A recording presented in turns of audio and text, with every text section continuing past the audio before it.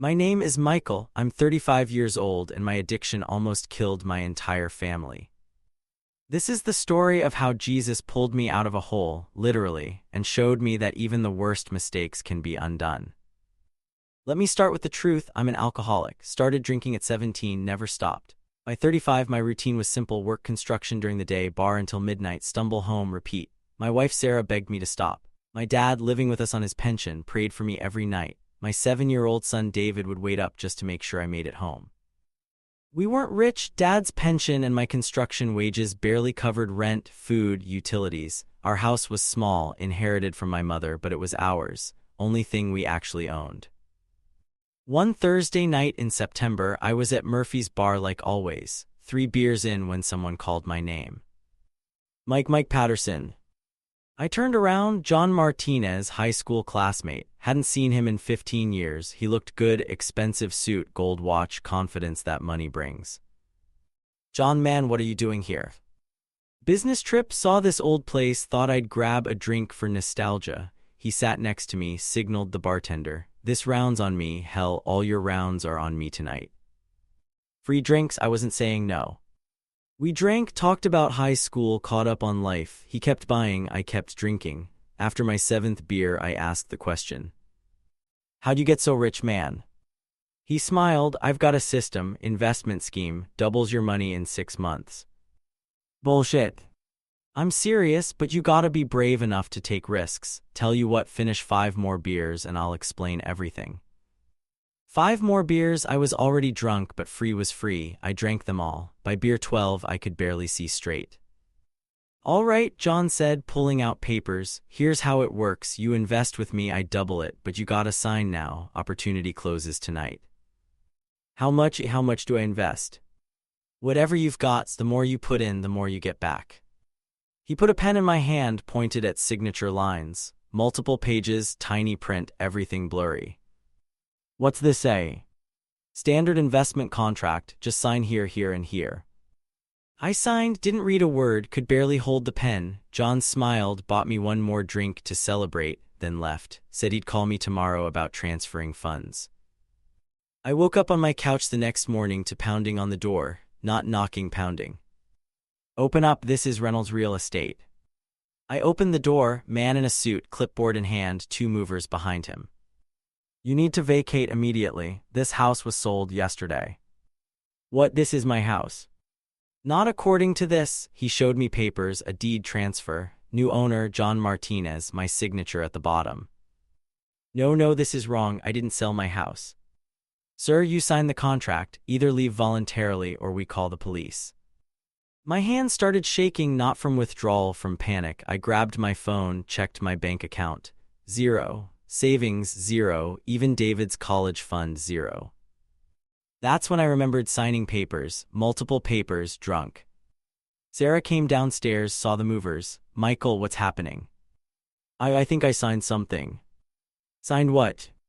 I couldn't look at her. I was drunk. John Martinez from high school, he said it was an investment.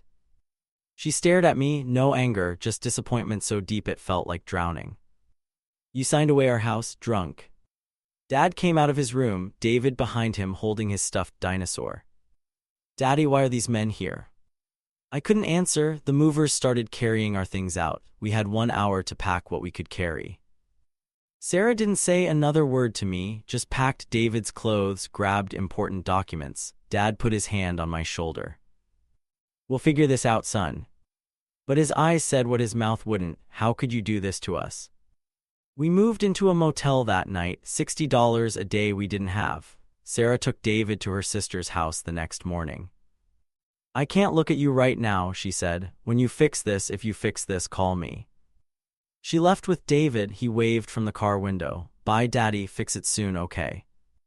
That broke me. My 7-year-old believed I could fix it. He was the only one. I went to legal aid, showed them the papers. The lawyer, tired-looking woman named Patricia, reviewed everything. You signed a deed transfer, power of attorney, bank account access. He cleaned you out legally. But I was drunk. Can you prove that? Were there witnesses who saw you intoxicated? Do you have medical records showing your blood alcohol level? No, but Then it's your word against his, and you signed everything. I tried calling John, number disconnected, tried finding him online, nothing, like he never existed.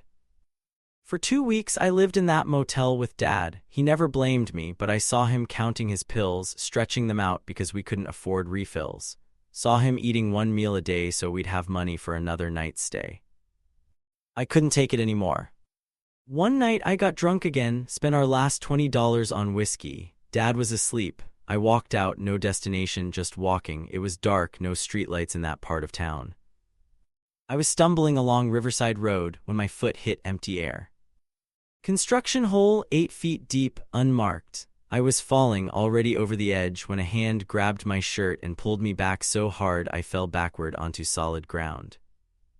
Careful there. I looked up, a man, maybe 40, plain clothes, nothing special about him except he was there in the middle of nowhere at exactly the right second. You saved me. What are you doing out here, drunk and alone? The kindness in his voice broke something in me. I told him everything. John, the contract, losing the house, Sarah leaving, David's trust that I could fix it.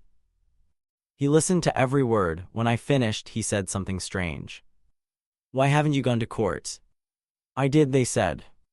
No, really gone to court, fight for justice, look for evidence, security cameras, witnesses, anything. Men like John always make mistakes, you just have to find them. But I signed. Under false pretenses while intoxicated. That's fraud, Michael, fight back. What's your name? I asked. How can I thank you? He helped me stand. I'm watching you, Michael. I've always been watching. Now go home and fight for your family. He walked away into the darkness. No car, no flashlight, just gone. I stood there sober, suddenly replaying his words. Security cameras. The next morning I went back to Murphy's bar. The owner, Tom, knew me too well. Mike, I heard what happened. I'm sorry. Tom, do you have security cameras? Yeah, insurance makes us have them. Why? September 15th, can you check the footage?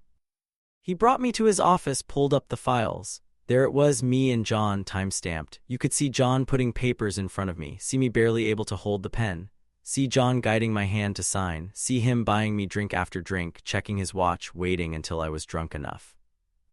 This is fraud, Tom said. He got you drunk on purpose. Can I have a copy? Already burning it to disk. I took it straight to Patricia at Legal Aid. Her tired eyes went wide watching the footage. This changes everything. He deliberately intoxicated you to sign. That's fraud, theft, elder abuse since your father was affected. We're filing charges today. The court case moved fast after that. John was arrested in Arizona trying the same scam on someone else, had a whole system, find old classmates, get them drunk, steal everything. I was victim number 6. The judge watched the video, reviewed the evidence. Mr. Martinez, you deliberately intoxicated Mr. Patterson with the intent to defraud. This is criminal conspiracy. He turned to me. Mr. Patterson, all contracts signed under these circumstances are void. Your house and assets will be returned immediately. John got 7 years prison. I got my life back. But here's what I can't explain, the man who saved me from that hole. I went back to that spot in daylight. The hole was surrounded by warning signs and barriers that weren't there that night. Construction workers said they'd put them up at 5 p.m., hours before I was there. So how did that man know to be there? How did he grab me at exactly the right second? Why was he walking in complete darkness in an abandoned area? And his words, I'm watching you, I've always been watching. Sarah came back after the trial. She cried when she saw the house was ours again. David hugged me so tight I couldn't breathe. I knew you'd fix it, Daddy. I prayed every night and knew you'd fix it.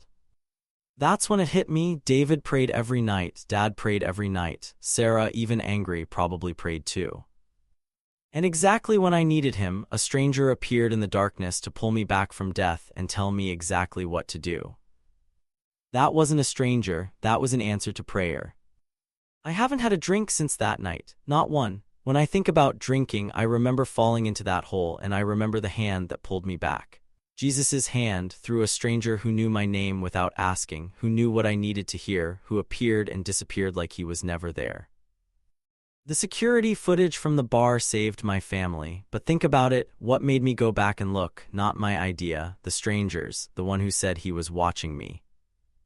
Patricia said something during the trial that stuck with me. It's miraculous that footage existed. Tom usually deletes it after 30 days to save space. You came on day 29. One more day and the evidence would have been gone, but the stranger knew, told me to look for cameras, saved me twice, once from the hole, once from losing everything. My dad still lives with us. His pills are refilled on time now. Sarah and I are in counseling, working through the pain I caused. David doesn't wait up for me anymore because I'm home by 6 every night. Last week, a guy from AA came to speak at our church. He said something that made me cry. Jesus doesn't always stop us from falling, but he always provides someone to catch us. Sometimes it's family, sometimes it's friends, and sometimes it's a stranger who appears at exactly the right moment, says exactly the right thing, then disappears, leaving you to wonder if they were ever really a stranger at all. My boy, he was bullied. Not because of what he did, but because of what his father once did back in high school. The same cruel cycle came back to hurt him.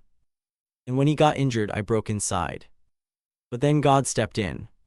What happened next was something no one could ever imagine. Click now and see how God turned our pain into a miracle.